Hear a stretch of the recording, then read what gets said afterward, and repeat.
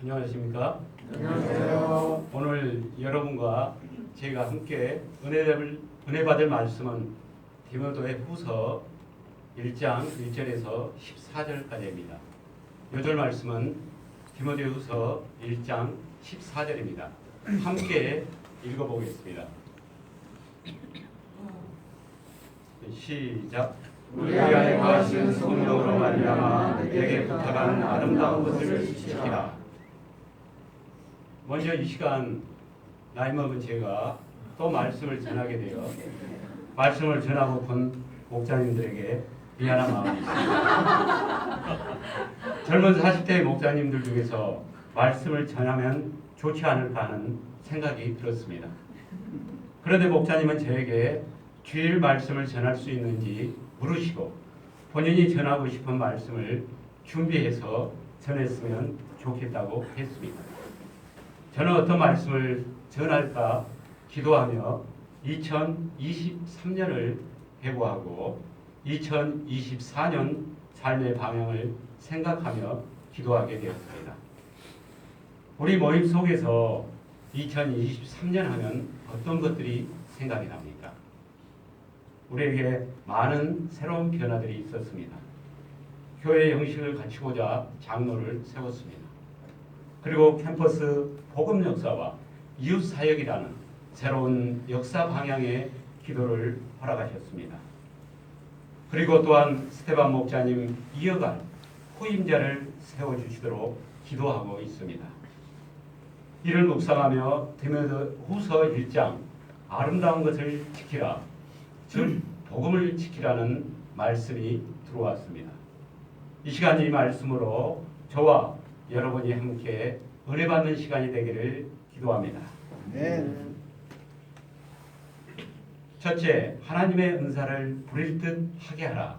1절로 7절입니다. 1절을 봅시다. 하나님의 뜻으로 말미암아 그리스도 예수 안에 있는 생명의 약속대로 그리스도 예수의 사도된 바울은 하나님의 뜻과 예수님 안에 있는 생명의 약속대로 그리스도 예수의 사도가 되었고 그는 사도로서 자기 정체성이 분명했습니다. 현재 바울은 로마 감옥에서 죽음을 목전에 두고 있습니다. 그런 로마에서 복음을 전했다는 사실 때문에 세수로 감옥에 갇혀 있습니다. 그는 자신이 죽지 않고는 그곳을 빠져나올 수 없음을 알았습니다. 그래서 그는 기도했고 자기 이후 다음 세대를 위해 마지막으로 할 일을 찾았습니다. 그 일은 사랑하는 아들 디모데에게 편지하는 것이었습니다. 그 편지가 디모데 후서입니다. 교회에 보내는 바울의 마지막 유언입니다. 그는 디모데를 기억하면서 무엇을 합니까? 3절과 4절을 봅시다.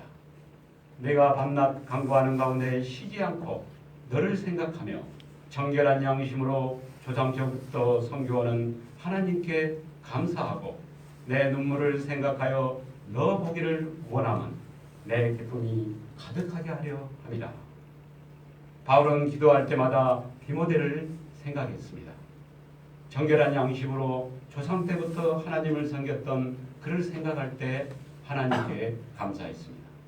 그는 디모데의 하나님 사역 앞에서의 진실한 눈물을 생각하며 그를 보기를 원했고 그를 보므로 그의 기쁨이 가득하기를 원했습니다. 바울이 디모데를 만나면 왜 기쁨이 넘칩니까? 5절을 함께 읽어보겠습니다. 시작. 이는 내 속에 거짓이 없는 믿음이 있음을 생각합니다. 이 믿음은 먼저 내 종모 로이스와 내 어머니 유니게 속에 있더니 내 속에도 있는 줄을 확신하노라. 바울이 디모데를 만나면 기쁨이 넘친 이유는 그의 거짓이 없는 믿음 때문입니다. 그의 순수한 믿음은 그 외할머니로부터 왔습니다. 그 외할머니의 믿음이 어머니를 거쳐 디모데에게 이른 것입니다. 여기서 믿음의 가정에 대한 중요성을 생각해 보게 됩니다. 우리가 믿음의 가정이 되면 우리의 자녀들도 자연스럽게 믿음의 자녀가 됩니다. 제가 예전에 호주 멜버른을 방문했을 때 2세들이 교회 역사를 섬기는 것을 보았습니다. 하나님은 우리 모임에도 축복하시어 많은 믿음의 2세들을 허락하여 주셨습니다. 그리고 열심으로 예배를 드리는 2세들을 보게 됩니다. 여기에도 지금 2세들이 굉장히 많이 있죠.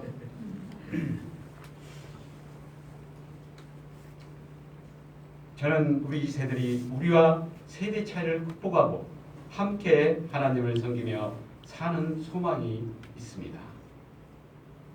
저는 이런 중에 저희 둘째 아들 진혁이가 생각이 났습니다. 그는 오랜 방황의 시기를 보내고 있었습니다. 옆에서 오랫동안 지켜봐야 했던 부모인 저희도 쉽지는 않았습니다. 최근에는 구체적인 자신의 삶에 대한 방향을 잡아가는 걸 생각할 때 감사하게 되었습니다. 저는 지난 연말에 그의 진로 방향도 기도할 겸 3박 4일 둘이 일본 자유여행을 갔다 왔습니다. 모든 계획은 그가 준비를 하도록 했고 저는 물질과 시간만 내주었습니다. 그는 이를 통해 많은 자신감을 회복해 가는 것을 보게 되었습니다. 저 개인적으로는 2세들을 돕는 것은 기다려주는 것과 반발짝 뒤에서 함께 걸으며 부족한 부분을 채워주는 것이라는 것을 배우게 되었습니다. 그러면 그들은 우리도 모르는 사이에 성장해서 함께 하나님을 섬겨가는 영적 친구들로 커가게 됩니다. 아멘. 그러므로 사도는 디모데가 무엇을 하기를 원합니까? 6절을 읽읍시다. 시작. 그러므로 내가 나의 안수함으로 내 속에 있는 하나님의 은사를 다시 부릴 듯 하게 하기 위하여 너로 생각하게 하노니. 사도는 디모데가 그의 속에 있는 하나님의 은사를 다시 부릴 듯 하게 하기 위해 다시 자신을 생각해 보라고 하였습니다. 다시 부릴 듯 하게라는 말은 대장간의 풀물을 다시 부채질하여 불꽃을 파랗게 일구는 것을 말합니다. 불꽃이 있기는 하지만 쇠를 녹일 만큼 새지 못하면 다시 부채질해야 합니다. 디모데는 무엇을 부채질해야 합니까? 하나님의 은사, 즉 하나님의 선물입니다. 사도가 그에게 안수했을 때, 즉 그를 목자로 세웠을 때 하나님께서 선물하셨습니다. 그런데 그 선물이 떨어져가고 있습니다. 그 선물을 활활 타오르게 다시 부채질해야 합니다. 왜 부채질해야 합니까? 7절을 읽읍시다. 시작.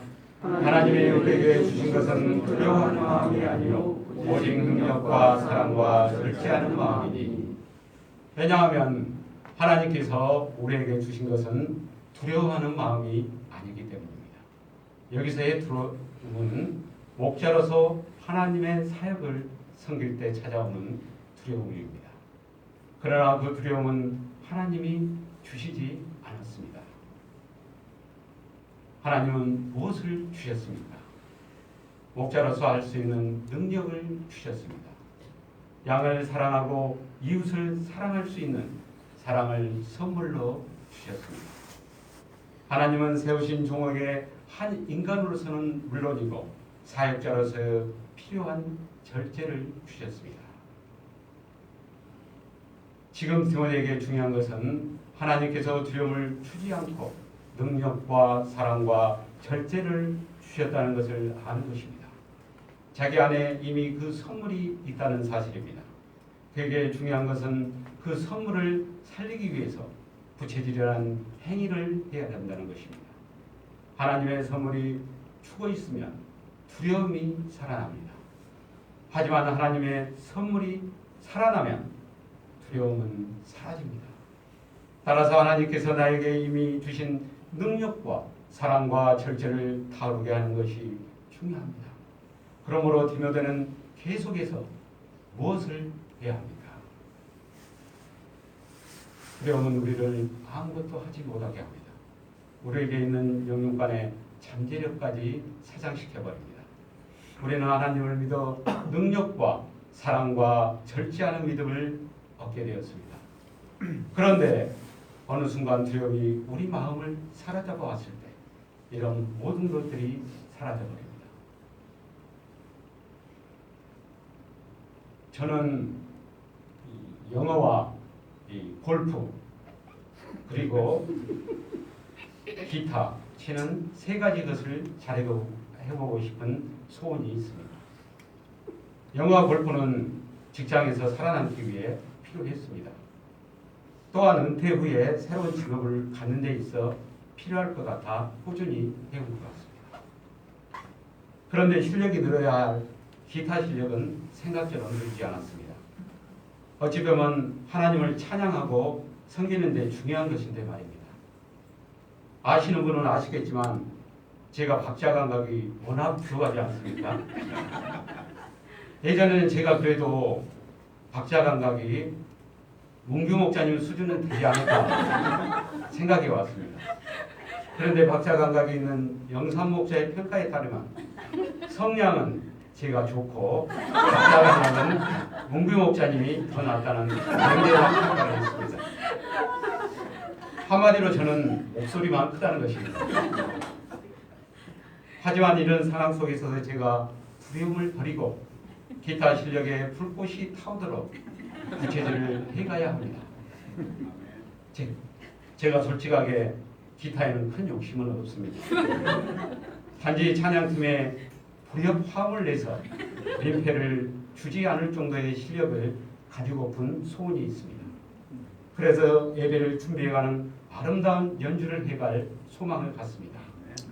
하나님께서 우리에게 주신 것은 두려워하는 마음이 아니요 능력과 사랑과 절제하는 마음이니 이 믿음을 가지고 하나님께서 저에게 주신 능력과 사랑과 절제를 다시 부르짖게 하는 믿음을 소유해 가기를 기도합니다. 그때 하나님께서 성령의 능력과 사랑과 은혜를 체험해 가게 하실 줄 믿습니다. 둘째, 아름다운 것을 지키라. 8절로 14절입니다. 8절을 같이 읽겠습니다. 시작.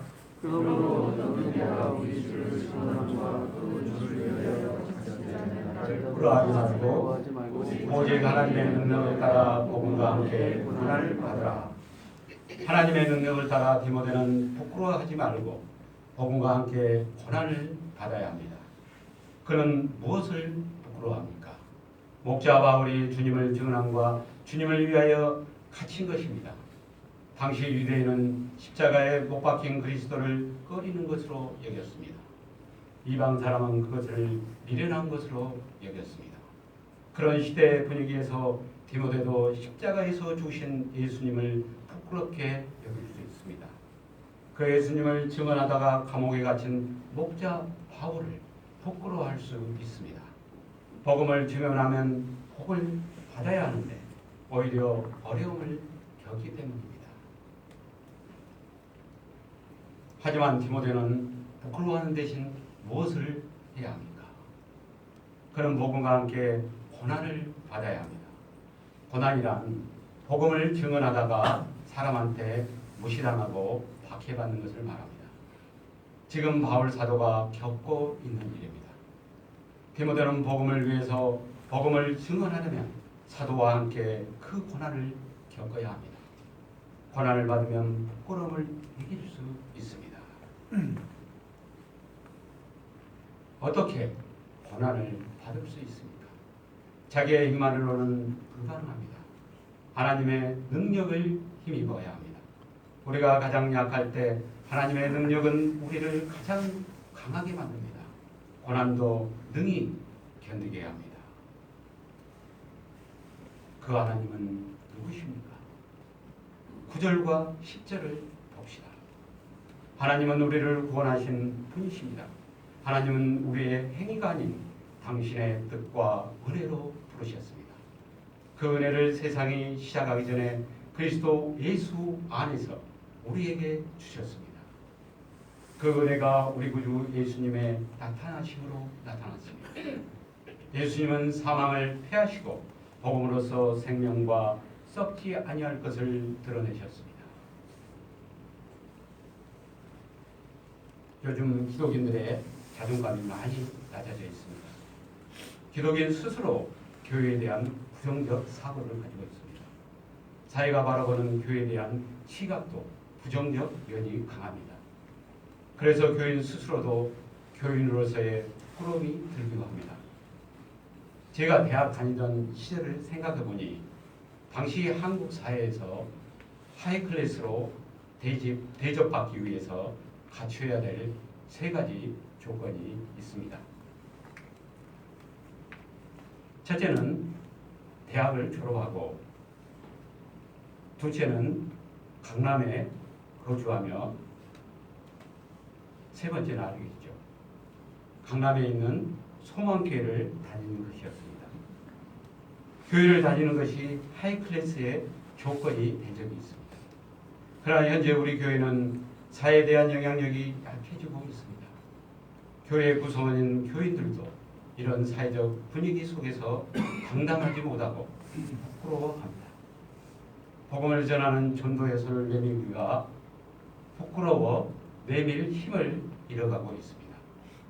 복음과 그리스도를 부끄러워하는 이런 세상에서 우리는 어떻게 우리의 영적인 자존감을 회복하고 역동적인 삶을 살 수 있습니까? 하나님의 능력을 덧입어 예수 그리스도의 고난에 동참해야 합니다. 우리를 구원하시고 당신의 뜻과 은혜 가운데서 우리를 부르신 하나님의 복음의 비밀을 전하는 삶에 동참해야 합니다. 바울은 그 복음을 위해 어떤 사람으로 임명받았습니까? 내가 이 복음을 위하여 선포자와 사도와 교사로 세우심을 입었노라. 그는 복음을 증언하는 일로 고난을 받지만 부끄러워하지 않습니다. 그는 그가 믿는 그분을 알고 또한 세상 끝날까지 지켜주실 줄을 확신하기 때문입니다. 그러므로 디모데는 무엇을 해야 합니까? 13절입니다. 너는 그리스도 예수 안에 있는 믿음과 사랑으로서 내게 들은 바 바른 말을 본받아 지키고, 바울은 디모데에게 바른 말, 즉 복음을 전했고 그는 믿었습니다. 디모데는 이제 그 복음의 원형을 따라야 합니다. 그는 예수님 안에 있는 믿음과 사랑으로 그 복음을 따를 수 있습니다. 그는 계속해서 무엇을 해야 합니까? 14절을 같이 읽어봅니다. 시작. 우리 안에 거하신 성령으로 말미암아 내게 부탁한 아름다운 것을 지키라. 디모데는 바울 사도가 부탁한 아름다운 것을 지켜야 합니다. 아름다운 것은 바른 말이며 바울이 가르친 그 복음입니다. 그는 성령님 안에서 그 아름다운 복음을 지켜야 합니다. 바울 사도가 디모데에게 따르라, 지키라고 말한 데는 무슨 뜻이 있습니까? 디모데는 에베소 교회에서 사역하고 있습니다. 그는 자신의 사역을 감당하는 데 있어 두 가지 어려움을 겪고 있습니다. 하나는 교회 밖에서 오는 박해입니다. 세상은 교회가 맡은, 즉 교회가 지키고 있는 복음을 공격하여 뺏으려고 하고 있습니다. 다른 하나는 교회 내에서 일어난 거짓 사상입니다. 거짓 교사는 그들의 가르침과 잘못된 삶의 방식으로 복음의 순수성을 변질하려고 하고 있습니다. 그런 상황에서 교회 지도자가 흔들리면 교회가 흔들립니다. 따라서 디모데는 그들로부터 아름다운 것을 지켜야 합니다. 흔들리지 말아야 합니다. 우리는 올바른 신앙생활을 해가기가 어려운 세상 속에서 살고 있습니다. 세상의 다양한 가짜들이 바른 교훈인 것처럼 사람을 유혹합니다. 사람의 생명을 살리지도 못하는 것들이 아름다운 것처럼 위장합니다. 우리는 이런 것들에 말려들면 안 됩니다. 성경을 통해서 들은 것만이 바르고 아름다운 것입니다. 우리는 예수님의 믿음과 사랑 그리고 성령님을 의지함으로써 그것과 싸우고 아름다운 복음을 지켜야 합니다. 지킬 뿐만 아니라 우리의 후손에게 물려줘야 합니다. 아름다운 광산을 보존하고 지켜서 후손에게 물려주듯이 우리에게 배운 복음을 잘 지켜서 후손에게 물려줘야 합니다. 이것이 오늘 우리가 구원받고 부름을 받은 목적입니다.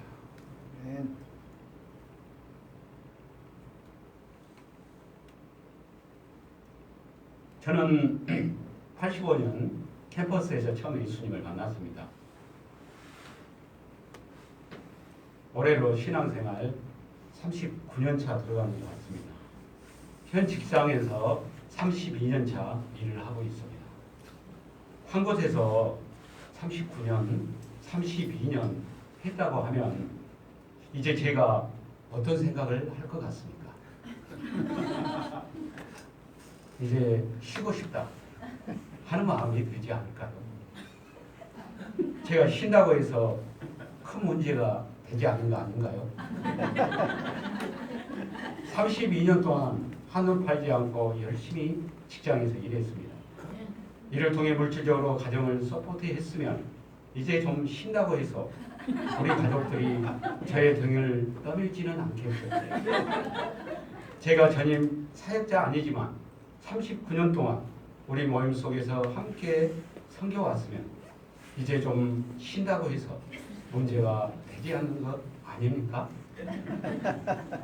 그런데 제가 쉬겠다고 하면 노아 종문 목자님 그리고 광남 윤중 목자님 우리도 오래되어 쉬고 싶어요 하면 우리 모임은 누가 섬겨합니까? 예수님께서 우리에게 주신 아름다운 것을 누가 지켜나갈 수 있습니까? 하나님은 복음을 지키는 보류로 우리 교회를 세웠습니다. 그리고 우리를 그 교회 복음을 지키는 최후의 보류들로 세우셨습니다. 그러므로 우리가 바로 서야 합니다. 우리가 영적으로 성숙한 사람들로 성장해야 합니다. 누군가 하겠지 하는데 아무도 하지 않는 게 현실입니다. 그렇지 않으면 우리 복음이 무너집니다.